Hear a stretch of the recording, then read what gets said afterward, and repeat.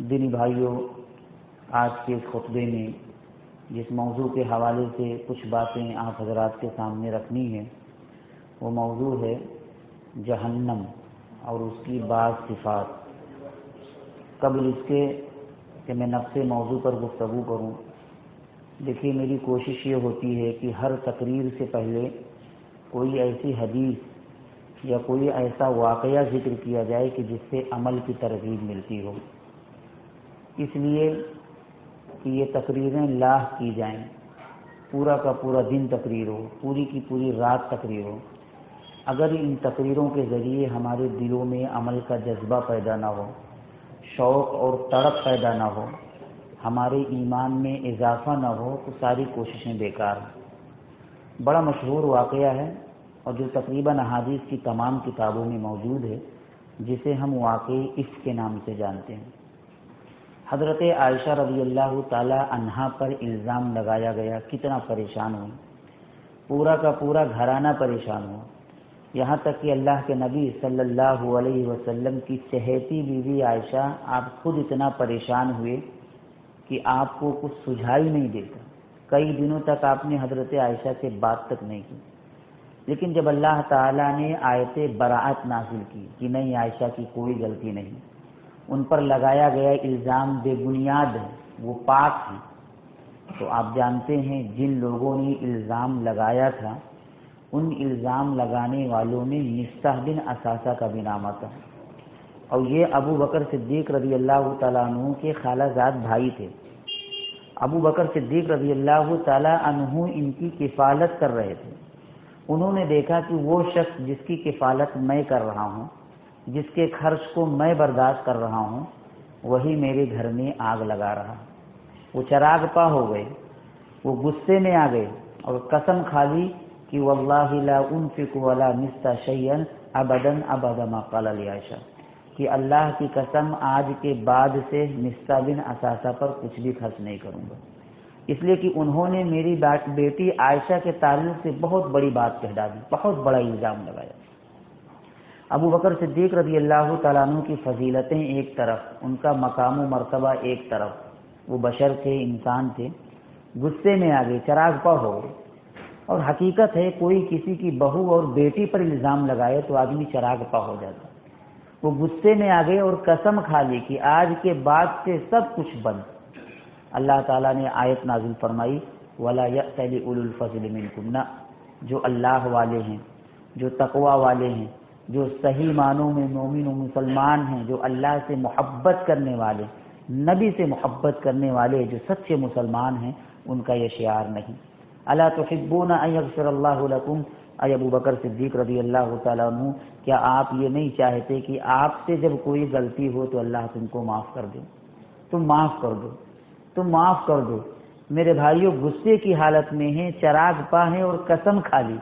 اللہ نے آیت نازل فرمائی، فوراً عمل کرنے کے لیے تیار ہو گئے۔ غصہ ایک طرف، غصہ ایک طرف، قسم ایک طرف، قسم کا کفارہ تک ادا کیا، رب کا فرمان آ گیا، عمل کرنے کے لیے تیار ہو گئے، اپنی مرضی۔ یہ ہمارے صحابہ تھے میرے بھائیوں کی جس بھی حالت میں ہوں، جس بھی کنڈیشن میں ہوں، رب کا پیغام آ گیا، نبی کا حکم آ گیا، اپنی مرضی کو ایک طرف۔ آج ہمارے سامنے رب کا پیغام پیش کیا جاتا ہے، نبی کی تعلیمات سنائی جاتی ہیں، سن کر نظر انداز کر دیتے۔ اللہ تعالیٰ سے دعا ہے کہ اللہ تعالیٰ جو بھی باتیں ہوں، چاہے جس انداز میں ہوں، اگر وہ حق ہیں، کتاب و سنت کی باتیں ہیں، تو اللہ تعالیٰ ان پر عمل کرنے کی توفیق عطا فرمائے۔ اللہ تعالیٰ ان باتوں پر عمل کرنے کے لیے صحابہ جیسا ایمان اور صحابہ جیسا جذبہ نصیب فرما، آمین۔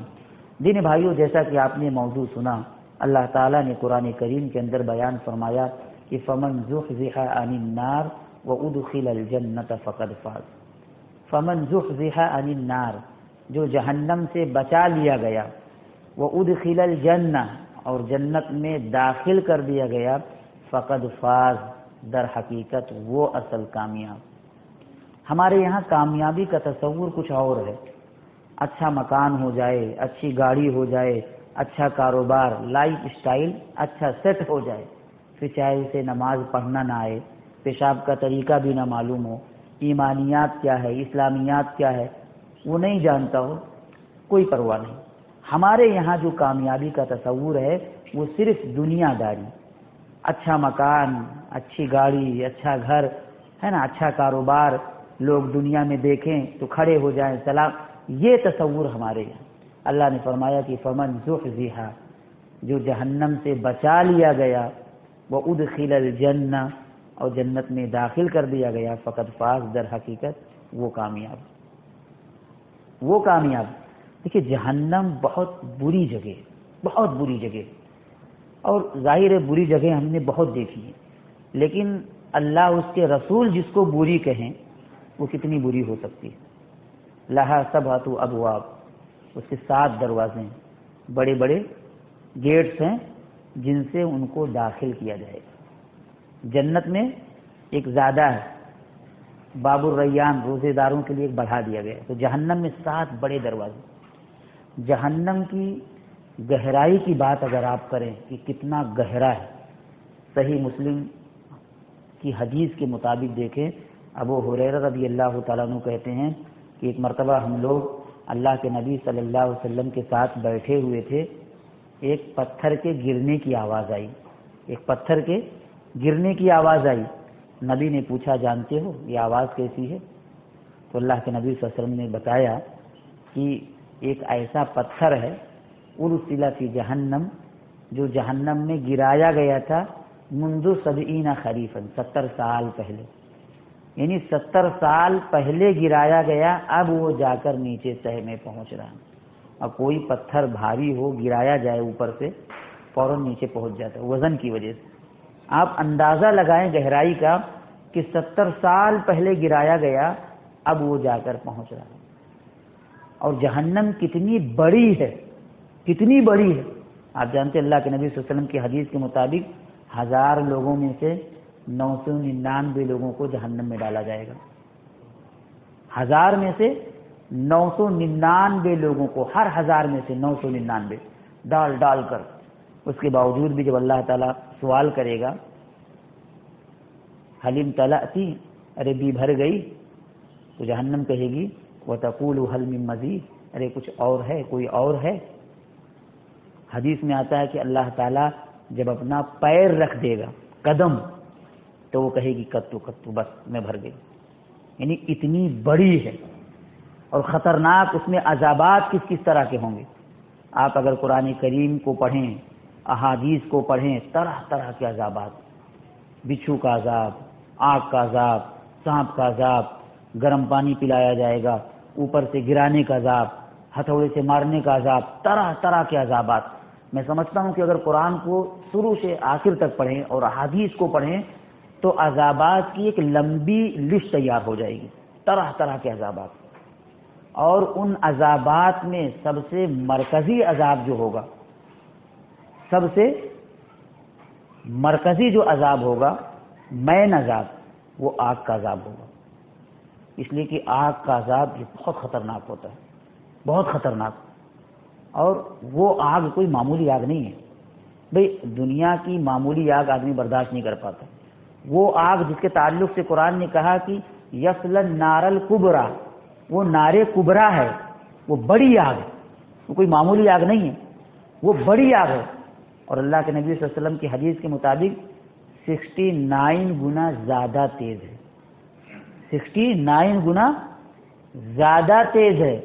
اور ایک دوسری حدیث کے مطابق 100 سال تک اس کو دھونکا گیا تو وہ سفید ہوئی، پھر 100 سال تک اس کو تیار کیا گیا، پھر وہ لال ہوئی، پھر 100 سال تک اس کو دھونکا گیا، وہ کالی ہوئی، اور آج بھی کالی ہے، وہ انتہائی کالی، انتہائی سیاہ، بڑی خطرناک۔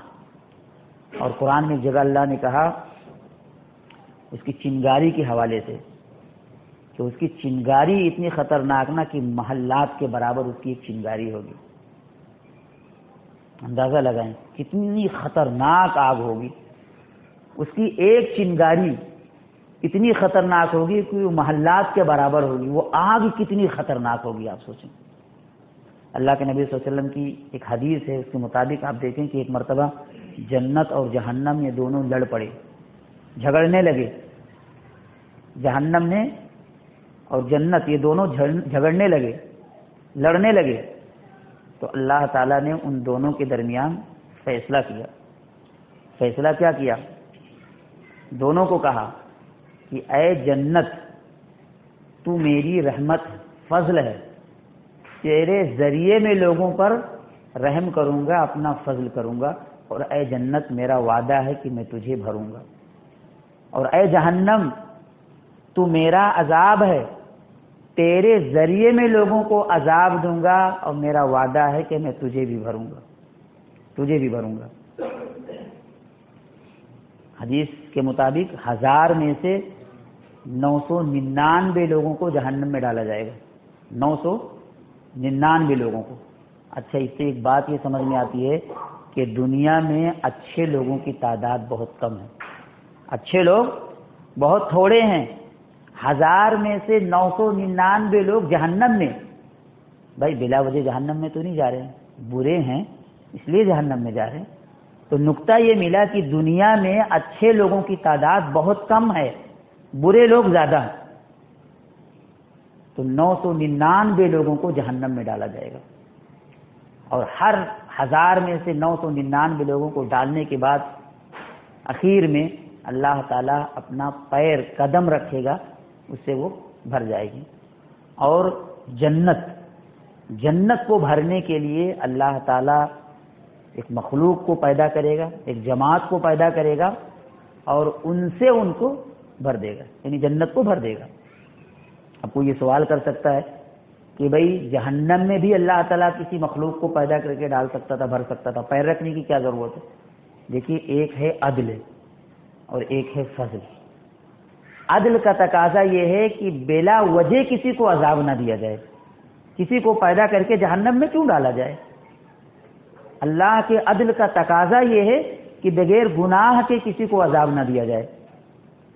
لیکن اللہ کا فضل یہ ہے کہ اللہ اپنے فضل سے جس کو نوازنا چاہے، جس پر رحم کرنا چاہے، وہ کر سکتا ہے۔ جہنم میں وہاں پہ بھی جیل کھانا ہوگا، اور جہنمیوں کو قیدیوں کے طور پر وہاں رکھنا ہوگا، اور وہ جو جیل کھانا ہوگا وہ کیسا ہوگا؟ مکانن ضیقا کا، بہت تنگ ہوگا۔ اذا القوا فیہا مکانن ضیقا، وہ مکان ضیق یعنی تنگ جگہ ہوگی۔ اچھا، کسی کو اگر سزا دی جائے تو اس کو آگے پیچھے ہونے کا موقع ملے، پوزیشن چینج کرنے کا موقع ملے تو تھوڑی راحت ملتی ہے۔ لیکن اگر کسی کو جکڑ دیا جائے، تنگ جگہ میں رکھ دیا جائے، اور عذاب پہ عذاب دیا جائے، سزاؤں پہ سزا، تو آدمی سوائے تڑپنے کے اور کوئی چارے کار نہیں۔ مکان ضیق کا، وہ بیرک جو ہوگی وہ مکان ضیق انتہائی تنگ جگہ، وہاں پر رکھا جائے گا۔ اور قیدیوں کے لیے بھی لباس ہوگا، جی، قطعت لہم ثیاب من نار، آگ کا لباس تیار کیا جائے گا۔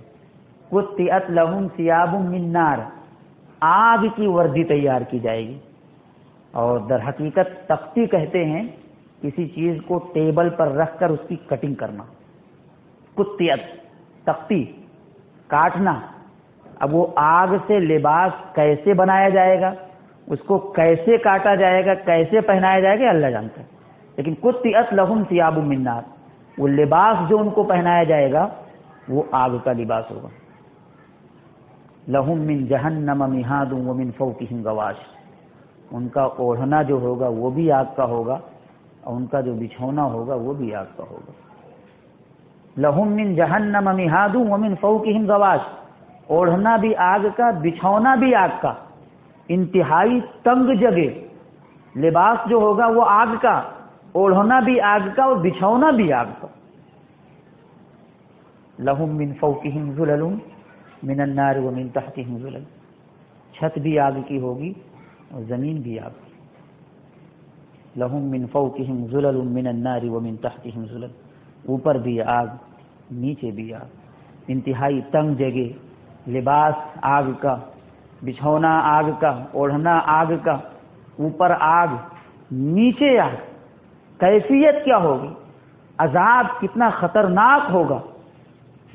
وَيَأْتِيهِ الْمَوْتُ مِنْ كُلِّ مَكَانٍ، چاروں طرف سے اس کو دکھائی دے گا کہ شاید موت موت وَيَأْتِيهِ الْمَوْتُ مِنْ كُلِّ مَكَانٍ، چاروں طرف سے اسے لگے گا بس اب موت اب موت، وَمَا هُوَ بِمَيِّتٍ، لیکن اس کو موت نہیں آئے گی، وہ موت نہیں ہوگی، لا يموت فيها ولا يحيا، نہ تو وہ جیے گا اور نہ مرے گا، لا يموت فيها ولا يحيا، نہ وہ جیے گا نہ مرے گا، وہ تڑپے گا وہ تڑپے گا، وَهُمْ يَصْطَرِخُونَ فِيهَا، وہ چلائے گا وہ چیخے گا وہ آواز لگائے گا، وَنَادَوْا يَا مَالِكْ لِيَقْضِيَ عَلَيْنَا رَبُّ، وہ آواز لگائے گا اے میرے پروردگار، وَنَادَوْا يَا مَالِكْ، حدیث میں آتا ہے کہ یہ مالک یہ جہنم کے داروغے کا نام ہے، جہنم میں جو داروغہ ہے اس کا نام مالک، اور حدیث میں یہاں تک آتا ہے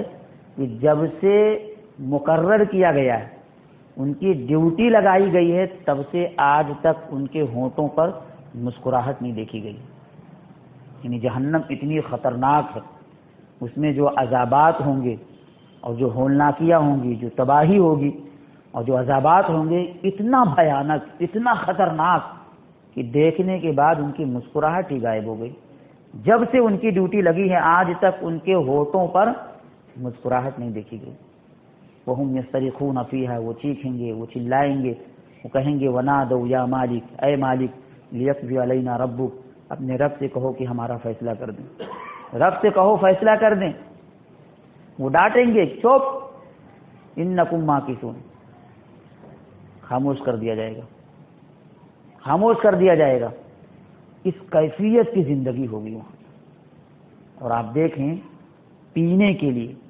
بھائی وہ جیل کھانا ہے، جیل کیسی ہوگی؟ انتہائی تنگ، لباس آگ کا، اوڑھنا آگ کا، بچھونا آگ کا، اوپر آگ نیچے آگ، ٹھیک ہے جیل کھانے میں ہے۔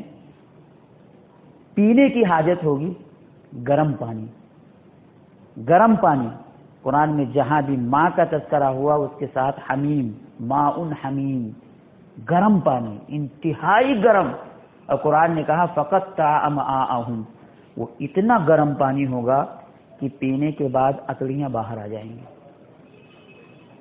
یعنی وہ راحت کے لیے نہیں ہوگا، وہ بھی عذاب، پیے گا آدمی اکڑیاں باہر آ جائیں گی۔ کھانے کے لیے آپ دیکھیں طرح طرح کے عذابات، طرح طرح کے عذابات میرے بھائی، اور جہنم اتنی خطرناک ہے اتنی خطرناک ہے، صحیح مسلم کی حدیث کے مطابق یؤتی بجہنم یوم القیامہ، کہ قیامت کے دن جہنم کو لایا جائے گا۔ کیسے لایا جائے گا؟ کیسے لایا جائے گا؟ یؤتی بجہنم یوم القیامۃ لہا 70,000 زمام، 70,000 لگاموں میں جکڑ کر لایا جائے گا، اور ایک ایک لگام پر 70,000 فرشتے ہوں گے۔ اللہ اکبر، 70,000 لگام ہوں گے، 70,000 لگام، اور ایک لگام پر 70,000 فرشتے ہوں گے۔ آپ اس سے اندازہ لگائیں کہ فرشتوں کی تعداد کتنی زیادہ ہے، اور جہنم کتنی خطرناک ہے، یعنی ایک فرشتے کے بعد طاقت اللہ نے اتنی دی ہے، پاور ایسا ہے کہ اگر پھونک دے تو پوری دنیا ختم ہو جائے۔ ایک لگام پر 70,000 ایسے فرشتے ہوں گے، اور 70,000 پہ اسی انداز سے فرشتے ہوں گے، وہ طاقتور فرشتے، اور اسے گھسیٹ کر لے کر آ رہے ہوں گے، گھسیٹ کر، وہ فڑفڑا رہی ہوگی، وہ فڑفڑا رہی ہوگی۔ واللہ جو ہولناکی جو منظر ہوگا، آدمی صرف سوچ لے تو رونگٹے کھڑے ہو جائیں، صرف سوچ لے تو رونگٹے کھڑے ہو جائیں۔ ظاہر ہے اللہ تعالیٰ نے جس طرح اہل ایمان کے لیے جنت کو تیار کیا ہے، اس کو سنوارا ہے، اور باضابطہ اس کو تیار کیا ہے تحفے کے طور پر، انعام کے طور پر، جو اللہ کے اچھے مخلص نیک بندے، جو اللہ کے بتائے ہوئے راستے پر چلنے والے، جو نافرمان ہو، جو باغی ہو، جو نبی کا اور نبی کی سنتوں کا مذاق اڑانے والا ہو، جو نبی کے طریقے کی منمانی زندگی گزارنے والا ہو، جو باغی قسم کا، سرکش قسم کا اور منمانی زندگی گزارنے والا ہو، ظاہر ہے اس کے لیے عذابات بھی ہوں گے۔ جہاں اللہ تعالیٰ غفار ہے، رحمان ہے، اللہ تعالیٰ ستار ہے، اللہ تعالیٰ غفور ہے، رحیم ہے، وہیں ان بطش ربک لشدید، اللہ کی پکڑ بھی بہت خطرناک ہے۔ بطش ربک لشدید، اللہ کی پکڑ بہت سخت ہے۔ اور حقیقت یہ ہے کہ کوئی بھی اپنے عمل کی بنیاد پر جنت میں نہیں جا سکتا، کوئی بھی اپنے عمل کی بنیاد پر جنت میں نہیں جا سکتا۔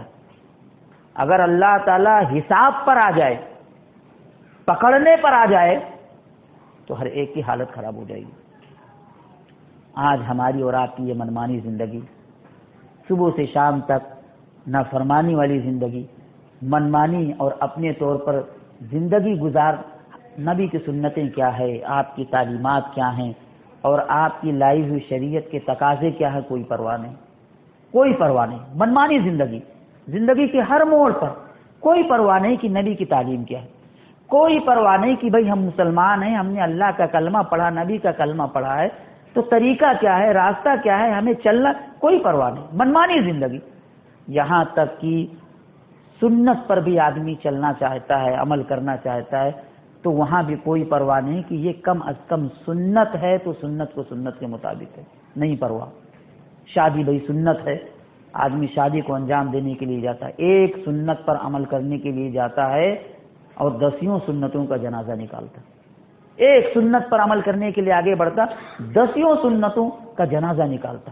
یہ در حقیقت یہ جو ہماری منمانی زندگی ہے، اپنے طور پر جو خواہشات کے پیچھے پڑ کر اپنی منمانی زندگی جو در حقیقت ہم گزار رہے ہیں، وہ جنت اور جہنم پر ایمان کی کمزوری کی وجہ سے۔ جنت اور جہنم پر ایمان جو بنیادی چیز ہے، وہ ایمان نکل گیا، وہ ایمان نکل گیا۔ بھئی کب مریں گے دیکھا جائے گا، ارے ہر شخص مرتا ہے، مرنے کے بعد کیا ہوتا کون دیکھا ہے، کون ارے دیکھا جائے گا، یہ سوچ۔ حقیقت یہ ہے کہ اگر صحیح معنوں میں جہنم پر ایمان آدمی کا ہو جائے، جو عذابات اور جس انداز میں اللہ تعالیٰ نے جہنم کو تیار کیا ہے، ایمان پختہ ہو جائے، یقین کامل ہو جائے، دل میں یہ چیز بیٹھ جائے کہ مرنا ہے، مرنے کے بعد ہم کو دفن کیا جائے گا، فرشتے آ کر اٹھائیں گے، حساب و کتاب ہوگا، اور اگر ہم برے تھے، اعمال اچھے نہ تھے، منمانی والی زندگی تھی، تو اللہ کا عذاب ہوگا، اللہ جہنم میں ڈال دے گا۔ یہ ایمان صحیح معنوں میں ہمارے دل میں بیٹھ جائے، پھر سوال ہی پیدا نہیں ہوتا کہ یہ منمانی زندگی، یہ ایمان کی کمزوری ہے، یہ ایمان کی کمزوری ہے میرے بھائیوں۔ اور خاص طور سے جنت اور جہنم پر ایک مومن، ایک مسلمان کا جو ایمان ہونا چاہیے، یقین کامل ہونا چاہیے، وہ آج ہمارے یہاں نہیں رہا۔ بھئی غیروں میں اور ہم میں فرق تو یہی ہے نا، یہی فرق ہے کہ وہ ان کی منمانی زندگی، کیونکہ آخرت پر ان کا ایمان نہیں ہے، حساب و کتاب پر ان کا ایمان نہیں ہے، لیکن ہمارا ایمان ہے کہ مرنا ہے، اور مرنے کے بعد ایسے معاملہ ختم نہیں ہوگا۔ مرنے کے بعد جو ہی ہم کو دفن کیا جائے گا، وہ فرشتے آئیں گے، فرشتے آئیں گے، جگائیں گے، سوال ہوگا، سوال ہوگا، من ربک، تمہارا رب کون ہے؟ اور حقیقت یہ ہے، اللہ کے نبی صلی اللہ علیہ وسلم کی حدیث کے مطابق اگر ایمان والا بندہ نہیں ہے، اچھی زندگی نہیں گزاری، ایمان کے ساتھ، اسلام کے ساتھ زندگی نہیں گزاری، تو وہ جواب نہیں دے پائے گا، اور یہیں سے عذابات شروع ہو جائیں گے، یہیں سے عذابات شروع ہو جائیں گے۔ آپ سوچیں میرے بھائیوں، ہم ایمان والے ہیں، ٹھیک ہے ایمان کمزور ہو گیا، اگر ہمیں جہنم میں ڈال دیا گیا، دنیا کی معمولی آگ ہم برداشت نہیں کر پاتے، آگ تو جانے دیں، معمولی گرمی برداشت نہیں کر پاتے، معمولی گرمی برداشت نہیں ہے ہم کو، معمولی گرمی، وہ جہنم کا آگ، وہ جہنم کے عذابات اور طرح طرح کے عذابات کیسے برداشت کریں گے، کیسے برداشت کریں گے؟ دنیا میں آدمی یہ خواہش رکھتا ہے کہ اور لمبی زندگی ملے، اور لمبی زندگی ملے، موت جلدی نہ آئے، یہاں تک کہ بچنے کی ہر ممکن کوشش کرتا ہے، زمین بیچ دیتا ہے، اچھے سے اچھے ہاسپٹل کا رخ کرتا ہے، ڈاکٹر کا، لوگوں سے مشورہ لیتا ہے کہ کچھ اور زندگی مل جائے، ذرا اور موقع مل جائے دنیا میں رہنے کے لیے۔ وہاں آدمی تمنا کرے گا، تمنا کرے گا، آرزو کرے گا، وَنَادَوْا يَا مالک، اے مالک اپنے رب سے کہو ہمارا خاتمہ کر دے، معاملہ ختم کر دے۔ آدمی تمنا کرے گا لا یموت فیہا ولا یحیا، لیکن نہ تو وہاں زندگی ملے گی اور نہ تو موت ملے گی، کیونکہ وہاں صرف عذاب، وہاں صرف عذاب ہے میرے بھائیو۔ اللہ سے دعا کریں کہ اللہ تعالی ہم کو دین کی صحیح سمجھ عطا فرمائے۔ اللہ سے دعا کریں کہ اللہ تعالی جہنم اور جنت پر ہمارا ایمان مضبوط ہو جائے۔ اللہ تعالیٰ نے جو نعمتوں کے طور پر جنت کو تیار کیا ہے، اللہ سے دعا کریں کہ اللہ دنیا میں صحیح اعمال کی توفیق دے، صحیح زندگی گزارنے کی توفیق دے، تاکہ جنت کے مستحق قرار پائیں۔ اللہ سے دعا کریں کہ اللہ تعالیٰ آج جو ہمارا ایمان کمزور ہو گیا ہے اور ایمان کی کمزوری کی وجہ سے ہمیں کوئی پرواہ نہیں، منمانی زندگی، کبھی اس کو ستایا، کبھی اس کو ستایا، کبھی یہاں چونا لگایا، کبھی وہاں کسی پر ظلم کیا، منمانی زندگی، کوئی پرواہ نہیں، منمانی زندگی، منمانی زندگی۔ اور اللہ کی پناہ کچھ لوگ اتنے ظالم دنیا میں ہوتے ہیں، ذرا بھی پرواہ نہیں، ذرا بھی پرواہ نہیں، اپنے اعمال اور کردار کے لحاظ سے دیکھیں، لگتا نہیں کہ وہ مسلمان، لگتا نہیں، ایسا لگتا کہ بندے کو اللہ کے سامنے حاضر ہی نہیں ہونا ہے، بس مر گیا ختم معاملہ، اتنا آزاد مسلمان لگتا۔ یہ مسلمان اتنا آزاد کب سے ہو گیا، اپنے آپ کو اتنا، دیکھیے مسلم عربی میں اس اونٹ کو کہا جاتا کہ جس کے ناک میں نقیر ہو اور رسی اس کے مالک کے ہاتھ میں، وہ جدھر چاہے ادھر جائے، اپنے طور پر نہیں جا سکتا۔ یہ مسلمان پابند ہوتا ہے احکام الہی کے، مسلمان پابند ہوتا نبی کی شریعت کا، وہ آزاد نہیں ہوتا۔ بس اوقات بعض مسلمانوں کو دیکھ کے بڑا افسوس ہوتا ہے، لگتا نہیں کہ یہ مسلمان ہے، اور اتنا آزاد کہ نبی کی سنتوں کا خیال نہیں، منمانی زندگی، ظلم کر رہا ہے، یہاں تکلیف، یہاں غلط، وہاں غلط، لگتا اعمال اور کردار کے لحاظ سے آپ دیکھیں ایسا لگتا کہ بندے کو مرنا ہی نہیں ہو، مر گیا تو بس سب ختم، اللہ کے سامنے حاضر نہیں ہونا۔ آپ سوچیں میرے بھائیوں کہ اللہ نے یہ زندگی جتنی ہمیں دی ہے، ہمارے پاس وہ کون سا عمل ہے، وہ کون سا کردار ہے جس کی بنیاد پر اللہ کا سامنا کریں گے؟ اللہ سے ملاقات ہونی ہے، اللہ سے ملاقات ہونی ہے، کون سا عمل لے کر، کون سا کردار لے کر رب سے ملاقات کریں گے؟ اللہ پوچھ لے گا، حساب و کتاب کیا جواب دیں گے؟ اور وہاں جھوٹ نہیں بول سکتے، وہاں چھپا نہیں سکتے، وہ رب العالمین ہے، پل پل کی خبر ہے، پل پل کی خبر ہے، فرشتے مقرر ہیں، یہاں تک کہ جس زمین پر جہاں گناہ کیا جائے گا وہ زمین گواہی دے گی، جسم کے جس حصے سے گناہ دیا جائے گا وہ گواہی دیں گے، پورا ریکارڈ موجود ہے میرے بھائیوں، کہاں جائیں گے بچ کر؟ اللہ سے دعا کریں کہ اللہ تعالی ہم کو دین کی صحیح سمجھ عطا فرما، اللہ سے دعا کریں کہ اللہ تعالی ہماری مغفرت فرما، اللہ سے دعا کریں کہ اللہ تعالی دنیا کی حقیقت کو سمجھ کر جس مقصد کے لیے اللہ نے پیدا کیا ہے، اللہ تعالیٰ اس مقصد کو سامنے رکھ کر زندگی گزارنے کی توفیق عطا فرما۔ اللہ سے دعا کریں کہ اللہ تعالیٰ جو بھائی مقروض ہیں، قرض دار ہیں، اللہ ان کی قرض کی ادائیگی کا ذریعہ پیدا فرما۔ اللہ سے دعا کریں کہ اللہ تعالیٰ جو بھائی بیمار ہیں، اللہ انہیں شفائے کلی نصیب فرما۔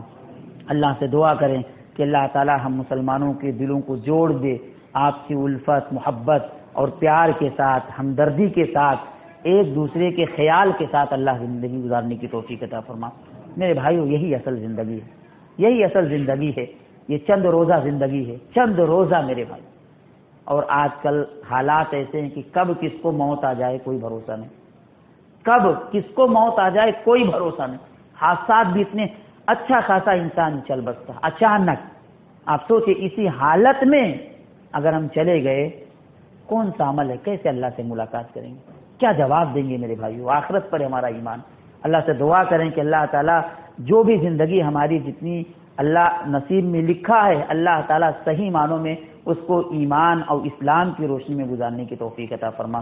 ایک خاص چیز میں نے جو یہاں محسوس کی، دیکھیے الحمدللہ ممبئی کی اکثر مسجدوں میں آپ دیکھیں گے یہ اچھی چیز ہے کہ اذان سے پہلے مسجد بھر جاتی ہے، الحمدللہ یہ اچھی چیز ہے۔ اکثر مسجدوں میں اذان سے پہلے تقریباً اندر کا حصہ بھر جاتا ہے، لیکن یہاں میں نے دیکھا اذان ہو گئی، فرشتوں نے رجسٹر بند کر دیا، خطبہ بھی شروع ہوا، صرف چند لوگ، دو صف بھی نہیں۔ اور میرے بھائیوں ٹھیک ہے مسلمان نمازوں کا اہتمام نہیں کر پاتا، یہ اچھی چیز تھی کہ جمعہ کے دن چلو جیسے بھی وہ حاضر ہو جاتا، لیکن اگر جمعہ میں بھی یہ کوتاہی اور یہ صورتحال تو یہ اچھی چیز نہیں ہے۔ جمعہ کا دن جو ایک طرح سے عید کا دن ہوتا ہے، جلدی سے آدمی نہا لے، خوشبو لگائے، کپڑا پہن لے، بچوں کے ساتھ مسجد کا رخ کرے، اذان سے پہلے آئے، ثواب حاصل کرے، ایک اچھا ماحول بنائے۔ ہفتے میں ایک دن اگر اس کی بھی توفیق نہ ملے تو کیا کریں گے؟ کیا کریں گے آپ بتائیں؟ اگر ہفتے میں ایک دن بھی اس کی بھی توفیق ہم کو نہ ملے کیا کریں گے؟ مسلمان ہونے کا کیا فائدہ ہے؟ کیا فائدہ بتائیں آپ، کیا فائدہ ہے؟ اللہ تعالی ہم کو صحیح سمجھ عطا فرما۔ یہ بہت بری چیز ہے میرے بھائیوں، کم سے کم ہفتے میں ایک دن، یہ ایک طرح سے اچھا موقع ہوتا ہے ثواب کمانے کا، اچھا موقع ہوتا ہے ایک طرح سے اجتماعیت کے ساتھ لوگوں کے ساتھ جمع ہونے کا، ایک شعیرے کے اظہار کا موقع ہوتا ہے، اور اتنی لاپرواہی کہ بس جمعہ ہی تو پڑھنا ہے، چلو چاہے جب پہنچ جائیں گے، آنن فانن پیچھے آئے، تھوڑا بہت خطبہ مل گیا نہیں تو کم سے کم نماز مل گئی۔ بھئی نماز کا ایک پارٹ یہ خطبہ بھی ہے، یہ خطبہ بھی ہے اور انتہائی اہم ہے میرے بھائی، یہ ایک پورا ایک حصہ ہے خطبے کا بھی، تو خطبہ بھی سننا چاہیے، پہلے آنا چاہیے، ایک اچھا ماحول بنانا چاہیے۔ اللہ سے دعا اللہ تعالیٰ ہم کو دین کی صحیح سمجھ عطا فرما، جب تک زندہ رہیں تب تک اسلام پر رہیں، اور جب ہماری موت ہو تو ایمان کی حالت میں ہو۔ آمین وآخر دعوانا ان الحمد للہ رب العالمین۔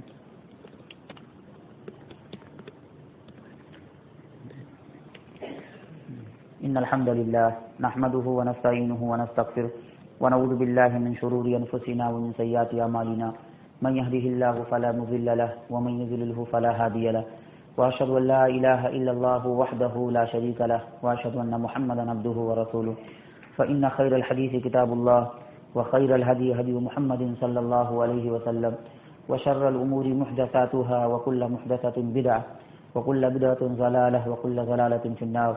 فاعوذ بالله السميع العليم من الشيطان الرجيم، بسم الله الرحمن الرحيم، ان الله وملائكته يصلون على النبي يا ايها الذين آمنوا صلوا عليه وسلموا تسليما، اللهم صل على محمد وعلى ال محمد كما صليت على ابراهيم وعلى ال ابراهيم انك حميد مجيد، اللهم بارك على محمد وعلى ال محمد كما باركت على ابراهيم وعلى ال ابراهيم انك حميد مجيد، ان الله يأمر بالعدل والإحسان وإيتاء ذي القربى وينهى عن الفحشاء والمنكر والبغي يعظكم لعلكم تذكرون، ولذكر الله أكبر والله يعلم ما تصنعون۔